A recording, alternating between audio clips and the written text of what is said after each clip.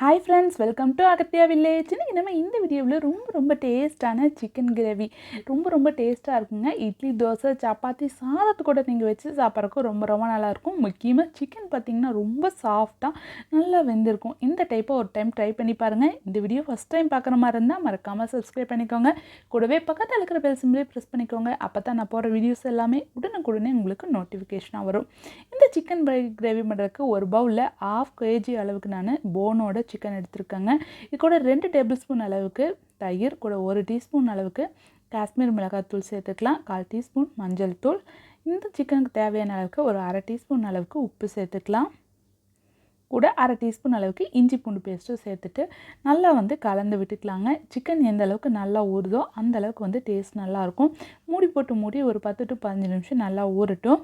இப்போ மிக்ஸி ஜாரில் கொஞ்சமாக ஒரு கைப்பிடி அளவுக்கு கொத்தமல்லி தழை, கூட அதே அளவுக்கு புதினா சேர்த்துக்கலாம். காரத்துக்கு 2 பச்சை மிளகாய் இது கூட சேர்த்துக்கலாம்.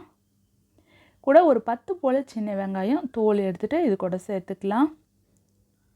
மீடியம் சைஸில் 2 தக்காளி நீளமாக கட் பண்ணி இது கூட சேர்த்துக்கலாம். மெஷர் பண்ணும்போது 1 கப் அளவுக்கு இது வருங்க. இது கூட ஒரு 10 போல் முந்திரியை ஒரு 1/2 அன் ஹவருக்கு முன்னாடியே சுடுதண்ணி ஊற்றி நான் ஊற வச்சு வச்சுருந்தேன்.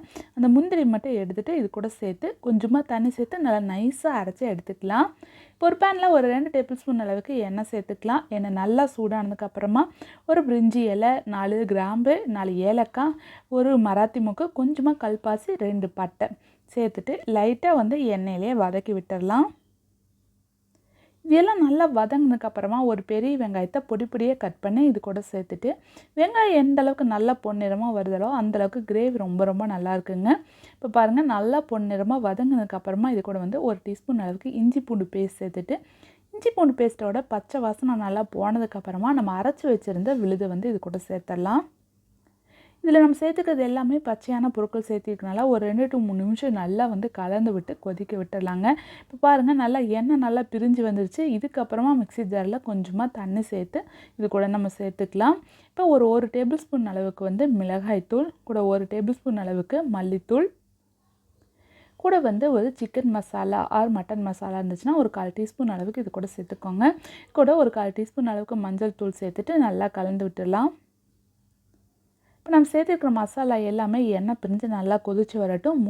மூடி ஒரு 10 நிமிஷம் மீடியம் ஹீட்டில் வச்சு நல்லா கொதிக்க வச்சு எடுத்துக்கலாங்க. இப்போ பாருங்கள், நம்ம கிரேவியில் நல்லா எண்ணெயெல்லாம் நல்லா பிரிஞ்சு வந்துருச்சு, மசாலா நல்லா வெந்துருச்சு. இதுக்கப்புறமா நம்ம ஊற வச்சுருந்த சிக்கன் இது கூட சேர்த்துக்கலாம். சேர்த்துட்டு நல்லா கலந்து விட்டுக்கலாம். இது கூட மறுபடியும் ஒரு 1/4 கப் அளவுக்கு தண்ணி இது கூட சேர்த்துக்கலாம்.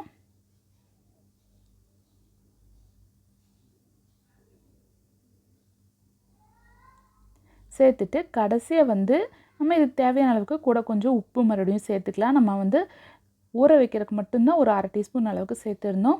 மறுபடியும் ஒரு 1 டீஸ்பூன் அளவுக்கு நம்ம கடைசியாக கரம் மசாலா சேர்த்துக்கணுங்க. அப்போ தான் இந்த கிரேவிக்கு டேஸ்ட் ரொம்ப நல்லாயிருக்கும்.